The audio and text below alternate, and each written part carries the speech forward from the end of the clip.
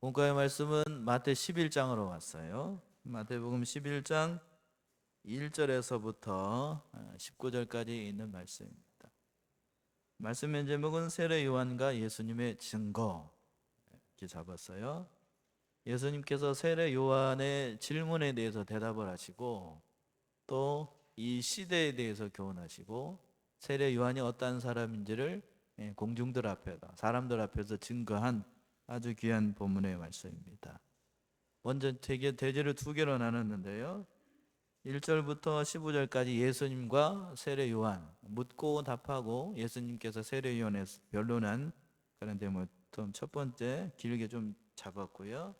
두 번째는 시대의 죄에 대해서 예수님 당시에 그 백성들의 영적인 상태, 그들의 죄, 그리고 오늘날 이 시대를 예수님께서 평가하신 그런 대목이라고 할 수 있습니다. 첫 번째 예수님께서 세례 요한의 질문에 대해서 대답하는 대목인데 1절 먼저 보시게 되면 예수께서 12제자에게 명하시기를 마치시고 이에 저희 여러 동네에서 가르치시며 전도하시려고 거기를 떠나가시니라. 예수께서 12제자에게 명하시기를 마치시고, 자, 예수님께서 십자에서 그랬죠. 제자들을 파송을 하시고 사역자들을 그들을 보내시고 난 다음에 교훈하신 모든 말씀을 마치시고 다시 이제 다른 곳으로 이제 동네를 이동하셨다는 얘기입니다. 이동하시면서 거기에서도 또 가르치시고 또 전도하시고 거기를 또 떠나가셨어요. 그래서 예수님의 사역의 특징 두 가지가 또 나타나고 있습니다. 가르치셨다. 또 하나는 뭐 하셨다고요? 전도하셨다. 자, 제가 이제 조금 됐으니까 저랑 지낸 지가 6개월 돼 가는데 헬라어 두 개 단어를 좀 여러분들이 기억하셔요. 가르치다라는 말은 헬라어가 디다케예요. 디다케. 알아야 되니까 제가 굳이 말씀드립니다. 가르친다는 것은 디다케. 그러니까 제가 오늘 성경을 이렇게 강의하는 것처럼 성경을 콕콕 집어서 가르치는 거 디다케라고 얘기해요. 가르치는 거. 그리고 전도하다. 오전 예배 시간에 말씀을 선포하는 것처럼 전도하는 것처럼 다른 사람들에게 말씀을 전파하는 것을 캐리그마라고 해요. 캐리그마. 전도 캐리그마, 가르치다 디다케. 헷갈립니까? 이 두 개를 기억하셔요. 그러니까 우리가 지금 우리 교단의 설교는 대부분이 디다케예요. 디다케. 가르치는 것, 강해하는 것. 강해하는 것. 근데 다른 교단에 가시게 되면 다른 교단 그 설교를 들어보게 되면 선포에 가깝죠. 일방적인 선포, 캐리그마입니다. 캐리그마. 그러니까 그러니까 우리 교단은 가르치는 면에는 강해요. 디다케 성경을 강의하는 면은 강한데 말씀의 그 심령을 깨우고 일으키고 또 전파하고 전도하는 일에 있어서는 좀 약한 면이 없지 않아 있습니다. 그래서 저도 이제 우리 교단 와가지고 이제 삼례중앙교도 와서 보게 되면 전도하는 면이나 말씀을 전파하는 면에 있어서는 어느 교회나 우리 교단 특징인 것 같아요. 조금 약해요. 전도지를 돌리는 면이나 이런 면에 있어서 제가 오전 예배 시간에 좀 그랬지요. 그 이제 결혼식장 갔다 오면서 말씀드렸잖아요. 거기는 성경을 이렇게 조목조목 가르치는 면은 좀 약한데 그 은사가 그래요. 다른 사람들을 대하고 다른 사람들에게 열린 마음으로 다가가는 면에 있어서는 정말로 강해요. 정말로 사람에게 친화적인 면이 강하고 교회에 한 사람이라도 다른 사람이라도 와봐요. 교회가 완전 여기 있는 사람들이 혼연일체가 돼가지고 그 한 사람을 잡기 위해서 그냥 벌떼처럼 달라든다고. 근데 우리는 그게 약해. 왔냐? 소, 닭 보듯이 쳐다보는 경우가 많다고. 가슴에다 손을 얹고 생각해보면 그렇습니까? 안 그렇습니까? 네. 안 그렇다고요? 네. 제가 그럼 잘못 본 건가? 그렇지요. 네. 그런데 예수님은 그러지 않았어요. 정말로 말씀을 조목조목 가르쳐야 될 때는 그렇게 가르치셨고 말씀을 정말로 선포해야 될 때 사람들을 끌고 은사를 일으킬 때에는 이렇게 전파하셨다고, 전도하셨다고요. 그리고 병든 자들을 어떻게 고치실 때에는 고치셨어요. 이 세 가지 사역이 필요한데 제가 우리 교단 오면서 느낀 거는 성경을 누구보다도 잘 가르친다고요. 은사가 그쪽이다 보니까. 근데 사람들에게 마음에 감동을 주고 사람을 불러 일으켜 세우는 면은 약해요. 약하다고. 그러니까 그 약한 면을 어떻게 해야 되겠죠? 우리가 일으켜 세워야 되겠죠? 저도 받기를 잘하기는 저도 이제 그 정읍에 있는 100년이 넘은 구세군 교회에서 자랐습니다. 여기 저기 감리교 출신이 있으신가요? 다 우리 삼례중학교 출신들은 잘 모르겠고 다른 교단에 있다 오신 분들은 알겠습니다만 감리교나 성결교 계통 신학은 정말 시끄럽습니다. 사람을 들었다 놨다 해요. 구세군은 그보다 더 한 발짝 더 나가 있다고. 그러다가 제가 조금 말씀드릴게요. 제가 우리 교단에 이제 대학 다닐 때에 저기 이문선 목사님 아버지 임승선 목사님 그 치무하시던 교회에 등록을 해가지고 우리 교단 가르침을 처음 받았는데 저번에도 한번 말씀드렸죠. 재미가 없어도 이렇게 재미없게 설교를 하는데도 사람들이 뭐를 받더라? 은혜를 받더라. 그게 신기했습니다. 신기했어요. 근데 그때는 제가 성경을 알고 싶었다고요. 그래서 조목조목 가르치는 그 성경의 은사를 받아서 은혜를 받아서 제가 지금 이 자리까지 왔습니다만 근데 그러다 보니까 또 약함만이 없지 않아 있어요. 다른 교단에서 강한 사람들에게 친근감 있게 다가가고 또 사람들을 이렇게 이끌고 나가는 면에서들은 약한 게 사실 그게 약점이에요. 우리 교단의 약점. 근데 안타까운 건 뭔가 하면 우리 교단이 지금 목사님이 소천하시고 난 다음에 그런 자기 정체성과 자기 색깔을 많이 잃어버려요. 많이 잃어버려서 그 제가 버리고 왔던 다른 교단에서 하는 면들을 본받아 가지고 그걸 해보려고 하는 겁니다. 근데 전화 우리 집사람이나 그쪽 계통에서 있다가 이쪽으로 왔으니까 그쪽 가봐야 별일 없는데 왜 자꾸 그쪽으로 가려고 그러지? 저랑 신앙 노선이 비슷해요. 저는 그쪽에서 이미 놀다가 이쪽으로 온 거고 여기 있는 사람들은 우리가 안 되니까 저쪽 거를 동향을 한다고.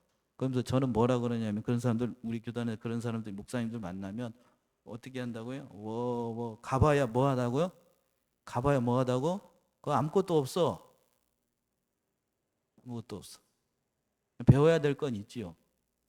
사람들을 어떻게 세우는 거? 세우는 면이나 사람들에게 다가가는 면 그런 건 배워야 돼요. 그런 거 배워야 되는데 우리가 가지고 있는 신앙의 정체성까지 훼손하면서까지 그렇게 할 필요는 있다 없다? 있다 그러면 안 되지. 없다라고 얘기해야지. 없습니다. 없다. 그렇게 할 필요는 없다. 이 가르치고 전도하는 면 이게 나와서 우리 교단이 가지고 있는 그리고 우리 교회가 가지고 있는 강점은 살리되 제가 강점을 잘 안다고요. 제 자랑 한 번만 할게요. 누구보다도 정말로 열심히 신도원에서도 그렇고 지금도 그렇고 성경을 들이판다고요. 들이파. 근데 그런 강점이 잘 알고 있어요. 근데 또한 우리 교회나 우리 교단이 가지고 있는 약점 또한 제가 잘 알까요? 모를까요? 알아요. 아니까 제가 고심하고 생각해서 이렇게 하는 일들 가급적이면 뭐 했으면 좋겠다고요? 저를 좀 도와주시면 좋겠어요. 저도 어떤 것을 결정을 할 때 임의로 하는 게 아니에요. 임의로 하는 게 아니고 오랫동안 기도해보고 오랫동안 생각해보고 이걸 한 발짝을 떼야 될까 말아야 될까 그런 생각들을 많이 해요. 또 한 가지 좀 조심스러운 건 뭐냐면 나온 김에 다 얘기합시다. 이제 7월 달 되게 되면 7월 말에 우리 그 전원암내 중고청 수련회가 있어요. 아시죠? 네, 중고청 수련회가 있는데 주일학교 중고청 수련회가 다 있는데 이제 수련회에 참여하신 분들은 알 거예요. 참여하신 분들은 알 건데 전에는 성경만 가르쳤어요. 근데 지금은 성경 말고 다른 것도 많이 합니다. 그런데도 뭐가 없다고 애들이 안 오냐면, 뭐가 없다고 안 온다고요? 재미가 없다고 안 온대요. 어, 얼마 전에 어느 집사님하고 통화하면서도 그 얘기를 잠깐 했는데, 과연 재미를 위해서 우리가 수련을 해야 될 것인가, 아니면 성경을 가르치기 위해서 수련을 해야 될 것인가? 둘 중에 하나를 고른다라고 하면 여러분 어떤 걸 해야 되죠? 그렇게 그렇죠. 성경 가르치려고 수련을 하는 거 아니에요? 그런데 재미가 없으면 애들이 온다고요? 전 거기까지만 얘기할게요. 거기까지만. 뭐가 옳고 뭐가 선이고 뭐가 후가 돼야 되니까 우리가 조심스럽게 생각을 해봐야 되겠습니다. 자, 거기까지만 얘기합시다. 진도 나가야 되니까. 2절 보시면, 2절, 요한이 옥에서 그리스도의 하신 일을 듣고 제자들을 보내요. 여기서 요한은 세례 요한을 얘기합니다. 세례 요한이 옥에 갇혀서 예수님께서 오셔서 이 땅에서 하신 일들을 들었습니다.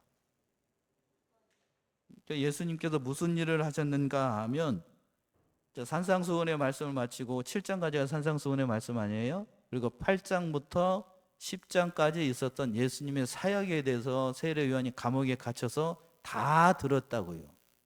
그 얘기를 듣고 세례 요한이 예수님에게 사람을 보내가지고 물어봤던 겁니다. 뭘 물어봤냐면 3절의 말씀이에요. 3절 보시면, 예수께 여짜오되 오실 그 이가 당신이 오니까 우리가 다른 일을 기다리오리까?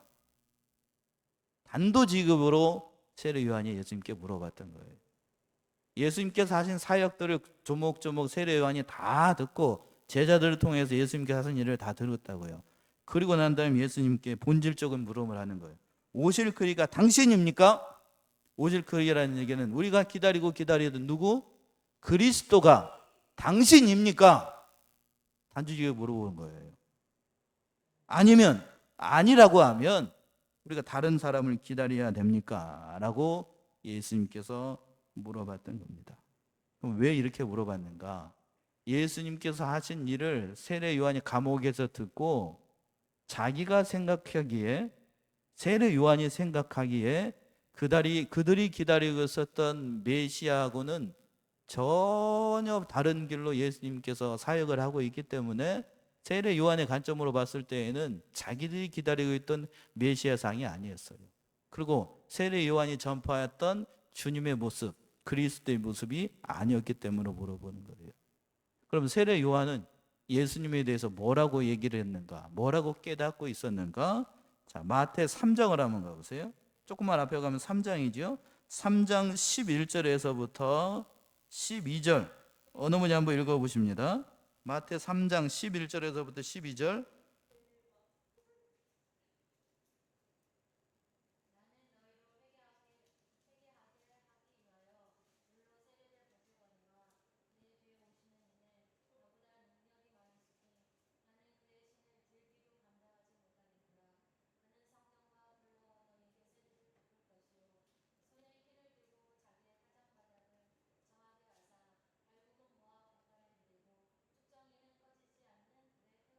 예, 예수님의 선구자로 왔던 세례 요한이 예수님에 대해서 소개를 할 때에 나는 너희로 회개케 하기 위하여 뭘로 세례를 준다고요?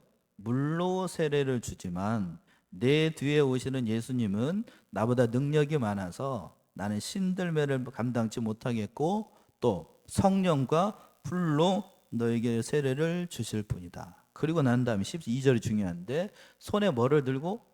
키를 들고 자기의 타작마다를 정하게 하사 알곡은 모아 곳간에 들이고 죽정이는 꺼지지 않는 불에 태우시는 심판의 주님으로 예수님을 소개를 한 거라고요. 즉 세례 요한이 바라보고 있는 예수님은 심판의 주님, 구원의 주님이면서 심판의 주님으로 먼저 소개를 했던 거예요. 예수님이, 세례 요한이 생각하는 그 메시아의 관점은 그때 당시 유대인들이 생각하고 있는 메시아의 관하고 비슷해요. 예수님이 이 땅에 오시면 다윗 왕국이 실제로 어디에 이루어지고 유대 나라에 이루어지고 다윗이 그 했던 그 영원하신 나라가 이 땅에 이루어져서 악인들은 어떻게 하고 심판하시고 하나님의 백성들은 그 나라에서 다시 회복이 되어서 하나님의 나라의 백성이 회복될 것을 믿었어요. 그런데 그때 당시에 이 관이 메시아 관이 다르기 때문에 그런데 세례 요한이 기대했던 유대인들이 기다렸던 그런 메시아 관하고 예수님이 이 땅에 오셔서 하는 행동하고는 전혀 다른 거예요. 당장 악인이 심판을 받고 이 세상의 죄가 사라지고 하나님의 나라가 이루어질 것으로 세례 요한은 기대를 했다고요. 그런데 예수님이 이 땅에 오셔가지고 뭐를 하신 거예요? 네? 뭔 일을 했어요? 가난한 자들을 복음이 전파되고 뒤에 있는 것처럼 한번 봅시다요. 이제 가난한 자들에게 복음이 전파가 되고 6절인가요? 7절인가요? 6절인가요? 5절이죠. 5절 보면 소경이 보면 안진뱅이가 걸으면 문둥이가 깨끗함을 받고 귀머거리가 들고 죽은 자가 살아나고 가난한 자에게 복음이 전파되는 이 일을 하셨다고요. 앞에 마태복음 8장에서부터 10장까지가 그 얘기예요. 말씀을 가르치고 말씀을 선포하면서 즉 거기에 있는 사람들 소경이 보고 안진뱅이가 일어나고 문둥병자가 깨끗함을 받고 귀머거리가 살고 죽은 자가 살아난 이 모든 일들을 예수님께서 하셨어요. 근데 중요한 건 여기서 우리가 빼놓으면 안 됩니다. 이 모든 사람들이 기적이 일어나는 것 그 사람들 속에 있는 뭐가 사해졌기 때문에 가능한 거죠? 죄가 이 세상에서 예수님 오심으로 말미암아 사해져서 결국 그 사람들을 통해서 이루어지는 영원한 하나님의 나라가 예수님의 초림을 통해서 이루어지고 있고 궁극적으로는 예수님이 다시 오셔야만 이루어지는 거예요. 그런데 그때 당시 유대인들과 그리고 세례 요한은 예수님이 당장 오시면 그 나라가 이루어질 줄 알았습니다. 그러니까 메시아를 바라보고 있는 관점이 다른 거예요. 관점. 그러니까 세례 요한이 그래서 물어본 거예요. 예수님 뭐예요 지금? 하나님의 나라가 당장 이루어지는 게 아니고 예수님은 오시게 되면 이 나라가 독립이 되고 자기가 지금 로마 헤롯 그 지하 궁 거기 감옥에 갇혀 있거든요. 이 악한 왕도 심판하고 악한 세상도 심판하고 죄가 사라지고 이 모든 것이 당장 이 땅에 이루어질 줄 알았는데 그게 이루어지지 않고 뭐 한가하게 예수님 뭐 하고 있다고요? 눈먼 사람들 고치고 있고 문둥병자 고치고 있고 또 귀머거리 들리게 하고 죽은 사람들이나 고치고 앉아 있으니 과격하게 표현하면 너 뭐 하고 있냐는 거죠. 세례 요한이 예수님보다 6개월 먼저 형이라고요. 너 뭐 하냐? 우리가 기다리고 있는 메시아 맞아? 왜 그런 일을 하는 거야? 이렇게 물어봤던 거라고요. 과격하게 표현하면 그런 의미예요. 그런데 예수님께서 그 얘기를 듣고 답을 하시는 대목이 4절부터 보면 예수께서 대답하여 가라사대 너희가 가서 듣고 보는 것을 누구에게 구하라? 요한에게 구하라. 그럼 너희가 보고 들은 것이 뭔가 하면 5절에 있는 것처럼 소경이 보고 안진뱅이가 걷고 문둥이가 깨끗함을 받으며 귀머거리가 듣고 죽은 자가 살아나며 가난한 자에게 뭐가 전파가 된다? 복음이 전파된다. 본래는 복음이 이 사람들에게 전파되는 게 아니었어요. 그런데 세상 사람들로부터 멸시와 조롱을 받고 복음과는 상관이 없다라고 소외받았던 그 사람들이 예수님의 복음의 말씀을 듣고 소경이 눈을 뜨고 안진뱅이가 일어나고 문둥병자가 깨끗함을 받고 심지어는 죽었던 사람이 그 복음을 듣고 살아난다. 이 사람들로 이루어지는 나라를 이루기 위해서 누가 왔다? 예수가 왔다. 지금 네가 봤던 것 그걸 세례 요한에게 전해주라는 얘기예요. 그러면서 예수님께서 6절처럼 얘기하죠. 6절 누구든지 나를 인하여 실족하지 아니하는 자는 뭐가 있도다? 복이 있도다 하십니다. 예수님 때문에 왜 그러면 사람들이 실족을 하는가? 장애물이라고도 얘기를 하는데, 예수를 믿으면 둘 중에 하나로 갈라지게 됩니다. 예수님의 복음이 전파가 되면 예수를 믿는 자들과 예수를 어떻게 하는 사람들이 생기죠? 안 믿는 사람들이 분명히 생겨요. 지난 주간에는 그랬었네요. 자기 집안이 누구라고요? 자기 집안 사람이 누구라고요? 원수라고 얘기했습니다. 화평을 전하러 온 게 아니라 뭐를 전하러 왔다? 분쟁, 칼을 치러 왔다, 던지러 왔다라고 했지요. 그 칼의 의미는, 분리의 의미는 예수를 믿으면 죄와 생명이 어떻게 된다고요? 분리가 돼요. 분리. 자, 오전 말씀에서도 제가 말씀을 드리려다 말았는데, 아브라함을 하나님께서 부르실 때에 너는 본토, 친척, 마지막에 아비 집을 떠나라고 그랬어요. 만약에 아브라함이 본토, 친척 그 집에 그대로 있으면 그 아브라함은 여전히 뭐 가운데 있는 거죠? 죄 가운데 있는 거예요. 그러니까 그 죄 짓는 곳에서 떠나야 돼요. 오늘 그대로 말씀한다라고 하면 죄 짓는 곳에서 어떻게 해야 되는 거예요? 분리가 돼야 돼요. 그러니까 하나님께서 어떻게 하라는 거예요? 그것을 떠나라고요. 죄하고 생명 같이 있을 수 없다. 같이 있을 수 있다. 없다? 같이 있을 수가 없어요. 그 얘기를 이렇게 말씀하시는 거예요. 본래는 그래서 소경과 귀머거리들과 문둥병자들은 죄 때문에 복음이 그 사람들 안에 들어갈 수가 없었어요. 그런데 예수님이 오심으로 말미암아 그 사람들에게 복음이 들어가서 그 사람들을 통해서 하나님의 나라가 이루어진다. 그래서 나로 인하여서 실족하지 않고 예수님이 헛다는 분지를 바로 깨닫는 그 사람이 뭐가 있다고요? 복이 있다. 이렇게 이 말씀을 전해주신 겁니다. 그러니까 세례 요한이 이때까지 예수님에 대해서 잘못 알고 있었던 거예요. 그래서 잘못 알고 있는 그 지식에 대해서 예수님에 대한 그거를 바로 깨닫도록 하기 위해서 제자들에게, 세례 요한의 제자들에게 예수님이 진정으로 어떠한 분인가를 정확하게 말씀을 해주신 거라고요. 여러분들도 마찬가지예요. 정말 예수님에 대해서 누구보다도 많이 깨달았지만 세례 요한은 뒤에 가서 보시게 되면 예수님에 대해서 정확히 알지 못했다고 하는 겁니다. 즉 말씀드리면 예수님이 누구이신가, 예수님의 행하신 일의 참뜻이 무엇인가, 조금 더 얘기한다라고 하면 복음의 진리, 깊은 도가 무엇인지를 바로 깨닫는 사람이 복이 있는 자이고, 바로 그러한 사람들에게 하나님의 은혜가 있다. 그렇게 얘기를 하신 겁니다. 그런데 그러면서 7절 이하에서 보시게 되면 그 세례 요한에 대해서 예수님이 변호를 하시는 거예요. 뭐라고 얘기를 했냐면 7절 보시게 되면 저희가 떠남에 예수께서 무리에게 요한에게 대하여 말씀하시되 너희가 무엇을 보려고 광야에 나갔더냐? 바람에 흔들리는 갈대냐?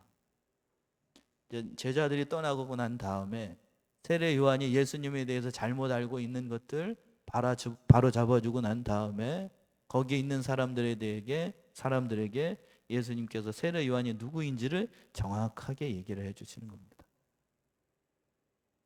자, 이걸 보게 되면 예수님이 세례 요한을 얼마만큼 귀하게 여기고 있는지 그걸 알 수 있고, 또 한 가지 말씀드린다라고 하면 정말 예수님으로부터 이러한 칭찬을 받는 사람은 복받은 인생이라고 저는 감히 얘기를 해요. 그리고 저는 목사이기 전에 한 사람으로서 신약에 있는 수많은 사람들 가운데 단연코 최고의 주님의 일꾼을 든다라고 하면 저는 서슴없이 누구를 들 것 같습니까? 사도 바울? 아닙니다. 전에도 언뜻 한번 말씀드린 것 같은데 누구? 세례 요한이에요. 세례 요한. 자, 세례 요한이 예수님보다 6개월 먼저 왔으니까, 예수님이 33세에 돌아가시니까 세례 요한은 그보다 6개월 먼저 와가지고 이제 조금 있으면 죽게 되거든요. 순교해서 죽게 되는데 제가 보니까 그러면 이렇게 따지면 30이 좀 넘은 나이에 정말 제대로 꽃도 못 피워보고 일찍 순교의 제물이 됩니다. 그 강직했던 그 짧은 인생을 살았던 세례 요한, 그 사람에 대해서 예수님이 뭐라고 평가를 하시는가? 여러분의 복된 인생 가운데 마지막 예수님의 심판대 앞에 설 때에 이런 평가를 받는 사람들이 다 됐으면 좋겠어요. 예수님께서 세례 요한을 뭐라고 평가하시는가 하면 7절 다시 한번 보시면, 저희가 떠나매 저희는 제자들이에요. 예수께서 무리에게 요한에 대하여 말씀하시되 너희가 무엇을 보려고 광야에 나갔더냐? 바람에 흔들리는 갈대냐? 왜 광야에 나갔는가? 세례 요한은 말라기 선지자 이후로 400년 만에 나타났던 선지자예요. 몇 년 만에? 400년. 세례 요한의 영성과 그 깊이 있는 말씀은 정말 다른 선지자와는 차원이 달랐습니다. 그러니까 그 소식을 들었던 유대의 사람들은 다 어디로 갔어요? 광야로 갔습니다. 광야로 가서 누구를 만나기 위해서? 세례 요한을 만나기 위해서. 그러면서 얘기하죠. 예수님께서 바람에 흔들리는 갈대냐. 이거는 반어법인데, 세례 요한은 세대에 따라서 또는 권력 앞에 또는 자신의 소신을 굽히는 그런 사람이 아니라 강직한 성품을 가지고 심지어는 왕 앞에서도 서슴없이 자신의 소신을 얘기했던 강직한 성품의 사람이라는 사실을 얘기를 하고 있는 거예요. 그러면서 8절 보시면, 그러면 너희가 무엇을 보려고 나갔더냐? 부드러운 옷을 입은 사람이냐? 부드러운 옷을 입은 자는 어디에 있다고요? 왕궁에 있다. 세례 요한은 부귀와 영화를 위해서 부드러운 옷을 입은 사람이 아니고 그런 사람이 아니라는 얘기예요. 부와 명예를 위해서 일을 하는 사람도 아니고. 또 9절 보시면, 그러면 너희가 어찌하여 나갔더냐? 선지자를 보러더냐? 옳다.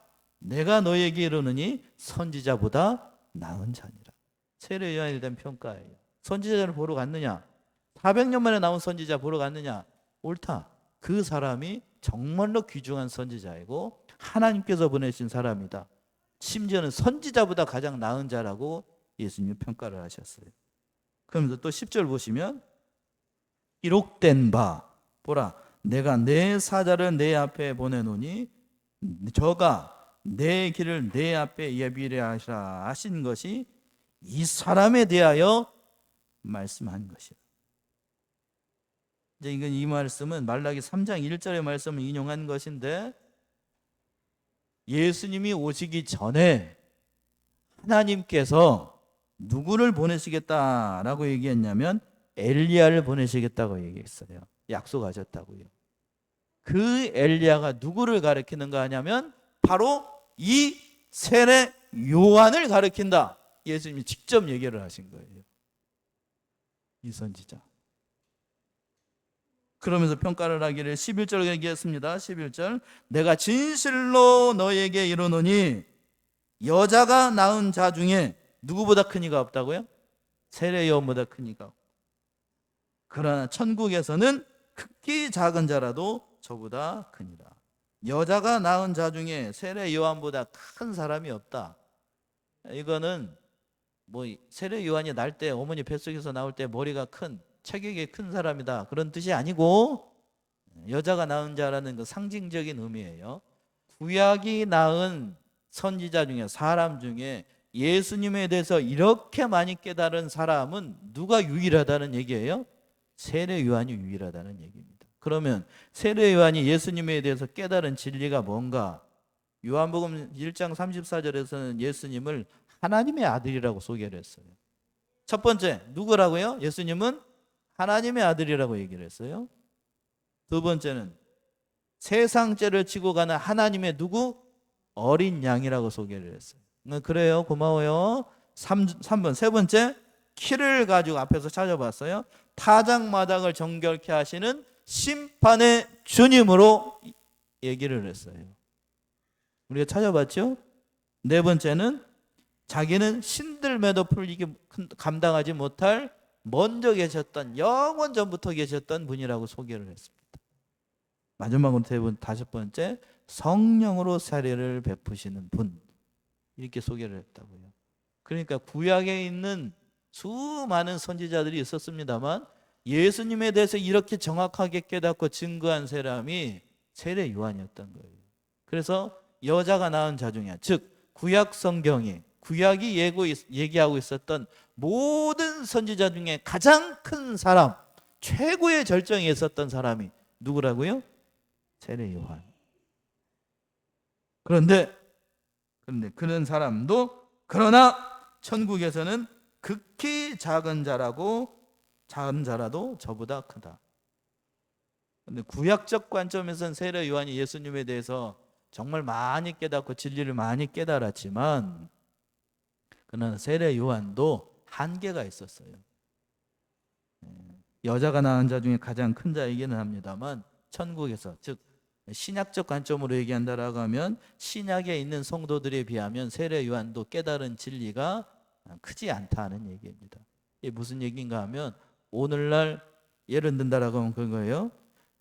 신약적 관점으로 여기 있는 주일학교 친구들 그거 다 알고 있습니다. 예수님이 십자가에 못 박혔다가 며칠 만에 부활했죠? 3일 만에 부활했죠? 세례 요한은 그걸 봤어요, 못 봤어요? 못 봤지요. 그리고 3일 만에 부활하셔가지고 또 어떻게 되셨죠? 승천하셔서 올라가셨습니다. 성경에 기록되어 있으니까 여러분 못 봤어도 알죠? 그리고 오순절 성령이, 오늘 찬양 그러고 있는데 오순절 성령이 강림하셨습니다. 그리고 아직 이루어지지 않았지만 예수님이 어떻게 할 것도 우리는 믿지요? 다시 오실 뭣도 재림의 사건도 우리는 알고 있어요. 근데 세례 요한은 그 모든 사건들을 안다고요? 모른다고요? 모르니까 천국에서는 어린 아이들도 알아요. 우리 주일학교 친구들도 다 안다고. 조금만 믿음이 있으면. 근데 세례 요한은 그걸 모르니까 천국에서는 작다 일컬음을 받는다라고 평가를 했습니다. 그러니까 세례 요한에 대해서 지극히 큰 칭찬을 하면서도 진리의 한계에 대해서 분명히 예수님께서 교훈해 주셨던 겁니다. 그리고 12절 보시게 되면 세례 요한의 때로부터 지금까지 천국은 뭐를 당하나니? 침노를 당하나니 침노하는 자는 빼앗느니라. 대표적인, 여기서 좀 주목을 하셔요. 주목하셔요. 대표적인 난해 구절 가운데 한 구절인데 침노를 당한다. 조금 과격하게 표현하면 침략을 당한다라고 이렇게 얘기할 수 있는데, 근데 이걸 한글 개역 성경은 이걸 침노라고 번역을 해가지고 조금 난해하게 번역을 했는데 헬라어 원어 자체가 이게 조금 여러분들한테 말씀드리면 이게 중간태로 되어 있어요. 우리말은 그 태라고 하는 개념이 없어요. 그러니까 주어가, 앞에 주어가 어떠한 일을 할 때에 그 모습을 설명하는 게 태인데 우리말은 사역이나 능동 이것만 있습니다. 그런데 헬라어나 영어 같은 경우에는 능동태가 있고 수동태가 있고 그리고 이것도 저것도 아닌 중간태가 있어요. 헬라어가. 요 말이 중간태예요. 그러니까 이쪽으로 번역하면 이렇게 번역이 되고 저쪽으로 번역하면 저쪽으로 번역이 돼요. 근데 한글 개역 성경은 이걸 능동태로 번역을 해가지고 이 번역이 애매하다고요.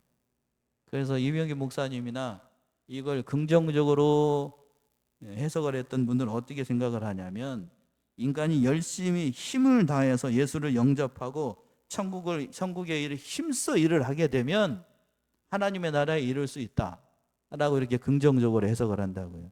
여러분도 그렇게 배우셨죠?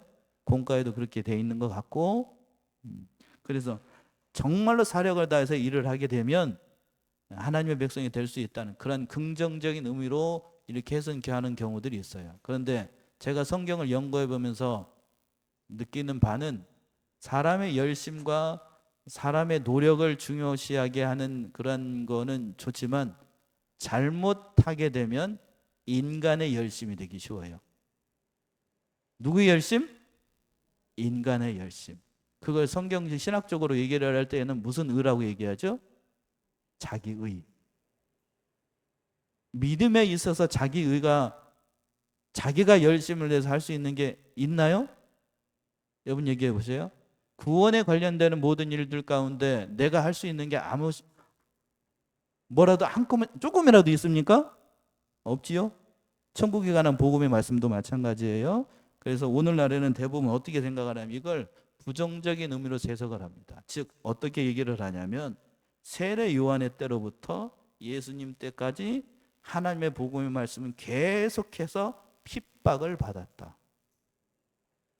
핍박을 받았지만 그러함에도 불구하고 하나님의 말씀은 계속해서 어떻게 됐다? 흘러나갔다. 그게 전체 성경적인 문맥에 맞고 예수님께서 제자들을 보내면서 양을 누구에게 보낸 것 같다고 그랬죠? 이리 가운데 보내는 것 같다. 그래서 실제로 예수님의 12 제자들은 대부분이 다 어떻게 됩니까? 대부분이 다 어떻게 돼요? 말씀 그대로 다 순교하게 되죠? 요한만 빼놓고. 그리고 초대교회 당시에도 수많은 순교자들이 나왔고, 그리고 종교개혁 시대도 마찬가지고, 대한민국에 복음이 전파되면서 그 믿음의 선진들이 믿음을 지키기 위해서 얼마나 많은 사람들이 죽었어요. 그러함에도 불구하고 천국 복음은 전파가 됐습니까? 안 됐습니까? 됐지요. 그 얘기예요. 저는 그래서 긍정적인 의미보다도 부정적인 의미로 이 얘기를 해석을 해야 된다라고 얘기해요. 제 말이 좀 어려우신 분들은 이렇게 해도 저렇게 해도 천국 복음은 끝까지 어떻게 된다? 전파된다. 전파된다. 그러나 인간적인 노력이 아니라 누구에 의해서? 성령의 역사와 예수님이 함께 하심으로 인간으로서 되는 일이 아니라는 얘기예요. 어느 집사님이 그렇게 얘기하셨습니다. 앉아 계신 목사님이, 앉아 계신 집사님 그렇게 얘기하셨던데 예수로만 가능합니다. 맞습니까? 원래 세상의 모든 일들은 누구로만 가능하다? 예수님으로만 가능해요.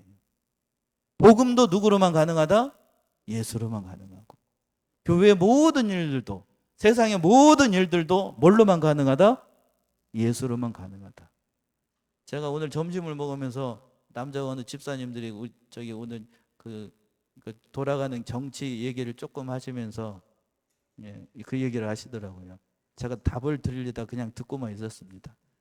세상에 일어나는 모든 대한민국의 모든 정치도 뭘로만 가능하다. 결국에는 답하자요. 괜찮아요. 누구로만? 예수로만 가능해요. 사람들 소망 없습니다. 소망 없어. 믿을 사람? 믿을 사람 한 사람이라도 있다 없다? 없다. 그러면서 옆에 사람 보면 안 되고, 오직 우리는 누구에게만? 예수만 봐야 돼요. 그 얘기를 이렇게 조금 어렵게 표현한 거 뿐입니다. 13절 모든 선지자와 및 율법에 예언한 것이 누구까지? 요한까지니. 14절 만일 너희가 즐겨받을진대 오리라 한 엘리야가 바로 이 사람입니다. 이 사람이라는 거예요. 이 사람 이 예수님 바로 이 엘리야라는 얘기입니다. 귀 있는 자는 들을지어다 라고 말씀하셨어요. 세례 요한에 대해서, 세례 요한의 복음의 한계와 그 복음에 대해서 다 얘기를 한 겁니다. 그리고 이제 두 번째 대지가 이제 16절부터 있는데 여기가 중요한데 조금만 더 얘기할게요. 16절 보시면 이 세대를 무엇으로 비유할꼬? 비유컨대 아이들이 장터에 앉아 제 동물을 불러. 17절 가로되 우리가 너희를 향하여 피리를 불어도 너희가 뭐 추지 않고 춤추지 않고 우리가 애곡하여도 너희가 가슴을 치지 아니하였담과 같도다. 예수님 당시에 안타까운 시대 상황을 얘기를 한 거예요. 이거를 양심이 화인 맞은 시대라고 보통 얘기를 하는데, 아무리 예수님께서 이 땅에 오셔도 복음의 말씀을 전해도 양심에 뭐가 맞아서? 화인을 맞아서 복음의 말씀에 귀를 기울이지 않는, 피리를 불어도 춤을 추지 않고 애곡하여도 가슴을 치지 않는, 정말로 안타까운 그 시대를 만난 거예요. 그 시대가 그랬고, 예수님 당시 시대가 그랬고, 오늘날 현대의 우리 대한민국의 형편이 그렇지 않는가 싶습니다. 이 세대가 예수님 당시 시대와 조금도 다르지 않아요. 죄에 대해서 무감각하고 옆에서 무슨 죄악의 그늘이 들여져도 거기에 심각성을 깨닫지 못하는 우리의 영적인 실상을 보게 되는 거라고요. 그 시대를 안타까워함으로 예수님께서 이렇게 말씀을 하셨어요. 그러면서 19절과 18절과 19절은 다시 이렇게 말씀하셨습니다. 18절 보시면 요한이 와서 먹지도 않고 마시지도 아니하며 저희에게 말하기를 뭐가 들렸다고 그런다고요? 귀신이 들렸다. 세례 요한이 이 땅에 올 때에 정말 금욕적으로 살았고 정말 그 하나님의 종으로서 먹는 것, 입는 것 모든 것을 초월해서 오직 회개의 세례를 전파하고 그리고 뒤에 오실 예수님의 선구자로서의 역할을 충성했던 게 세례 요한이에요. 제가 부러운 건 그런 점이에요. 그러나 이 시대를 살아가고 있는 주의 종들은 이렇게 못합니다. 세례 요한과 같은 사람 앞으로 다시는 일어나지 않고 전에도 없었고 후에도 없었던 전무후무한 예수님의 선구자 역할을 했던 사람이 누구요? 세례 요한이었습니다. 목사님 그렇게 사실 수 없나요? 부끄러운 얘기입니다만 저는 그렇게 못 삽니다. 여러분들 한 사람 한 사람 그 자리에 놓고 그 시대의 세례 요한처럼 살라 그러면 앞에 여기 우리 집사님들 해가지고 한 번씩 물어보면 살라 그러면 살겠습니까? 이렇게 살라 그러면 잘 감이 안 오지요. 감이 안 오면 그런 세례 요한과 같은 삶을 살고 있는 사윗감이 옆에 있습니다. 그럼 딸을 주시겠습니까? 우리 여기 집사님들부터 세례 요한과 같이 믿음이 철저한 사람이 있어요. 오전에 결혼식 그 믿음만 보고 하라고 그랬는데 사윗감이 그런 사람이 세례 요한과 같은 사람. 자, 나는 그래도 그 사람에게 딸을 줄 의향이 있다. 저를 한번 보세요. 다 딸을 주겠다 하시는 분 손 한번 들어봐. 세례 요한 얼마나 믿음 좋아요. 타의 추종을 부러워하잖아. 마음에 안 드십니까? 그럼 사도 바울 어때요? 사도 바울 주와 복음에서 충성했던 사도 바울 어때요? 딸 줄랍니까? 왜 아무 말도 안 하십니까? 어렵지요? 어렵지? 어려워요. 저도 어렵습니다. 저도 어려워. 그런 삶을 살았던 게 세례 요한이에요. 그런데 제가 어려워할 줄 알면서 여쭤보는 이유는 우리의 믿음은 거기에 미치지 못한다는 거죠. 그 시대 사람들이 그랬습니다. 세례 요한은 뭐가 들렸다고 그랬다고요? 귀신이 들렸다. 귀신이 들렸다. 그렇게 얘기하고 마지막 19절 보시면 19절 인자가 와서 먹고 마시며 말하기를 보라 먹기를 탐하고 뭐를 즐기는 사람? 포도주를 즐기는 사람이요 세리와 죄인의 친구로다 하니 지혜는 그 행한 일로 인하여 옳다함을 얻느니라. 세례 요한이 금욕적으로 살고 주와 복음을 위해서 헌신적으로 살았으니까 귀신을 들렸다고 하고, 근데 예수님은 이 땅에 오셔가지고 세리들과 죄인들과 같이 친구로 지내면서 먹고 마시고 복음의 말씀을 전파했더니 먹기를 탐하고 뭐하는 자다? 포도주를 즐기는 자다라고 이렇게 얘기를 했다고요.